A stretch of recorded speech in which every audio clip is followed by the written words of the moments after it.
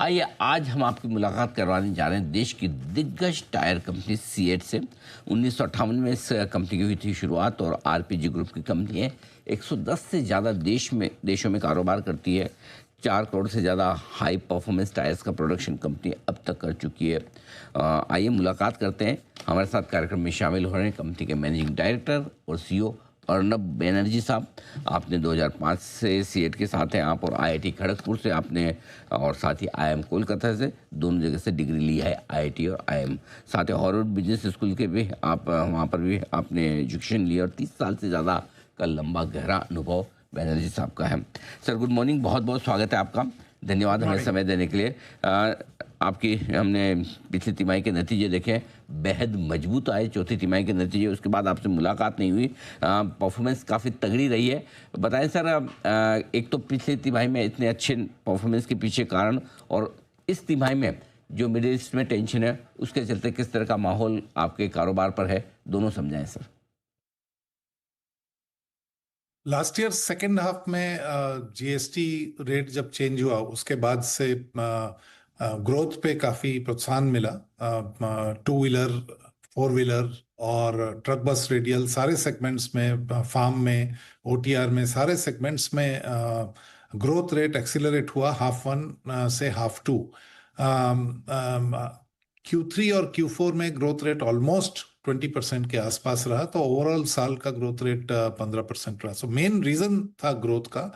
और raw material भी Q3 Q4 लगभग स्टेडी रही। 1-1.5% का इन्फ्लेशन जरूर हुआ Q4 to Q3, बट उससे ज्यादा नहीं था। सो मार्जिन्स जो आई हमारी Q3 और Q4 में, वो भी हम जो गाइडेंस देते रहे कि हम ज़्यादा वेरिएशन नहीं चाहते मार्जिन्स में, तो एक नैरो बैंड में मार्जिन हमारा नज़र आया Q3 एंड Q4 में। अभी जैसा जियोपॉलिटिकल सिचुएशन कंप्लीटली बदल गई है वॉर के लिए, उसमें पहली टू टाइप्स ऑफ प्रॉब्लम्स आई। एक है सप्लाई डिसरप्शन जो हमने मैनेज किया स्ट्रेटेजिक बाइंग से, और दूसरा रॉ मटेरियल का प्राइस जो बढ़ गया अचानक। आपको एक अंदाजा दे सकते हैं, June to March price escalation almost 20% to 22% price escalation है रॉ मटेरियल में। इतना कम समय में मार्केट में रॉ मटेरियल का प्राइस, फिनिश गुड्स का प्राइस बढ़ाना इज वेरी डिफिकल्ट। हम कॉम्पिटिटिव मार्केट प्लेस में है ग्लोबली। सारे companies are raising prices different speed में। सो एक लैग आ रही है प्राइस इंक्रीज में, और क्वांटम जो है वो भी अभी जितना हमको बढ़ाना चाहिए 10 से 12% उतना अभी बढ़ाए नहीं, तो आगे चल के और 5-6% का प्राइस इंक्रीज होगा। इसीलिए मार्जिन प्रेशर जरूर आएगा Q1 में। बट जो ग्रोथ रेट की हम बात कर रहे थे, ग्रोथ डिमांड अच्छी है। समर मंथ में टायर की डिमांड अच्छी रहती है बारिश तक, तो सारे सेगमेंट्स में डिमांड अच्छी है, लेकिन मार्जिन पे प्रेशर है। बिल्कुल आपने ये सही कहा कि कॉस्ट प्रेशर काफ़ी बढ़ेगा। 20-22% कॉस्ट बढ़ना 8-9 महीनों में काफ़ी बड़ी मानी जाएगी। लेकिन एक तो ये कि आप आई एम श्योर कुछ कॉस्ट कंट्रोल मेजर्स कर रहे होंगे, लेकिन क्या कुछ प्राइस हाइक भी लिए या फिर आगे और प्राइस हाइक लेने का इरादा रखते हैं सर? हाँ, कॉस्ट कंट्रोल से तो पूरा 20-22% मैनेज करना इम्पॉसिबल है। प्राइस हाइक ली है हमने, अबाउट 6-7% प्राइस हाइक हो चुका है through the month of April and May. June में भी प्राइस हाइक्स हो रहे हैं, तो जून जुलाई के अंदर हमको लगता है कि 5 से 6% और प्राइस इंक्रीज करना पड़ेगा।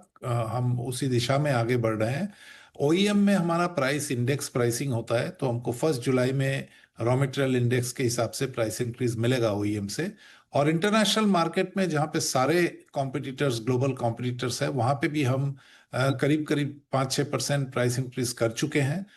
उधर थोड़ा पास थ्रू में टाइम लगता है, क्योंकि हमारे पास 30 से 45 दिन का ऑर्डर बेस रहता है। सो वहां पे भी हम उम्मीद करते हैं कि जून से जुलाई तक और 5-6% प्राइस होगी इंक्रीज। जी, बैनर्जी साहब, आपका मिडिल ईस्ट से करीबन करीबन 15% आपका टोटल एक्सपोर्ट्स का मिडिल ईस्ट से है। तो क्या उस पे कहीं कोई इम्पैक्ट हुआ है जो टेंशन चल रही है, और कब तक आप नॉर्मल होने की उम्मीद करते हैं?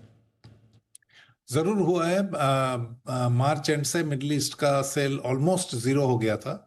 अभी धीरे धीरे थोड़ा मूवमेंट चालू हुआ है, बट क्वार्टर वन में ये सेल जीरो के आसपास ही रहेगा। फॉर्चुनेटली हमारा ऑर्डर बेस यूरोप, यूएस और लैटिन अमेरिका जैसे अलग ज्योग्राफी से काफ़ी तगड़ा था। और सो ओवरऑल बेसिस पे इंटरनेशनल बिजनेस में हम ग्रो करेंगे। जैसा कि Q3 Q4 में किया, वैसा Q1 में भी उम्मीद करते हैं ग्रो करेंगे। बट मिडल ईस्ट का जहां तक स्पेसिफिकली आपने पूछा, मिडल ईस्ट का सेल अभी आगे कह नहीं सकते। अगर वार समाप्त हुआ तो क्वार्टर 2 से नॉर्मलाइज होने की उम्मीद है। ठीक बात है। सर, पिछले 3 साल से जो मैं आपके दे रहा हूँ, आपकी रेवेन्यू की ग्रोथ सालाना 11% से की दर से बढ़ रही है। क्या उम्मीद की जाए कि इस साल थोड़ी सी शुरुआती चुनौतियाँ रही है, लेकिन क्या आप ये ग्रोथ रेट मेंटेन कर पाएंगे इस वित्त वर्ष में? ग्रोथ रेट, जहां तक क्वार्टर वन का सवाल है, क्वार्टर वन में जैसे मैंने कहा कि सीजनलिटी भी है, positive seasonality. So quarter one में ग्रोथ रेट डबल डिजिट हम करने की कोशिश करेंगे। जैसे कि 10 से 15% प्राइस इंक्रीज होगा अप टू जुलाई या क्वार्टर टू तक, तो ये बहुत भारी प्राइस इंक्रीज है। हम हमारा ये सोचना है कि थोड़ा डिमांड में मॉडरेशन आएगा, ग्रोथ रेट थोड़ा नीचे आ सकता है। बट जीएसटी रिडक्शन के बाद जो मोमेंटम मिला है, अगर वो जारी रहा तो ये साल भी डिमांड के लिए अच्छा जाएगा, may be slightly lower than last year second half से। परफेक्ट, ठीक बात है। आपने पूरे साल के लिए रेवेन्यू के अलावा किस तरह के टारगेट्स रखे हैं, और जो आपने कहा कि एक्सपोर्ट आपका बढ़ाने का इरादा है, आपका जो टोटल रेवेन्यू में परसेंटेज, वहाँ किस तरह के टारगेट्स लेकर चल रहे हैं सर? इंटरनेशनल बिजनेस हमारे लिए मार्जिन एक्रेटिव है। मतलब हमारा जो वेटेड एवरेज मार्जिन है कंपनी का, उसमें उससे इंटरनेशनल बिजनेस का मार्जिन ज़्यादा है। और ये शुरू से ही ऐसा है। हमारा 19% शेयर है इंटरनेशनल बिजनेस का। हम जितना इंटरनेशनल बिजनेस में एक्स्ट्रा ग्रोथ ला सकते हैं, अभी कैम्सो एक्विजिशन के बाद ये 19%, 23-24% पे पहुंचा है। हम कोशिश करेंगे इसको कम से कम 1/3, 33% तक ले जाने का over 3 to 5 years, so that ये नॉट ओनली ग्रोथ दे बट हमको मार्जिन में भी इसका इम्पैक्ट मिले। मैनेजर साहब, बहुत बहुत धन्यवाद आपका, आपने समय दिया विस्तार से अपने पिछले क्वार्टर के धन्यवाद। परफॉर्मेंस और साथ ही आगे के आउटलुक पर हमारे दर्शकों को जानकारी दी। Thank you so much sir, बहुत बहुत शुक्रिया आज हमें समय देने के धन्यवाद, लिए। Thank you. आइए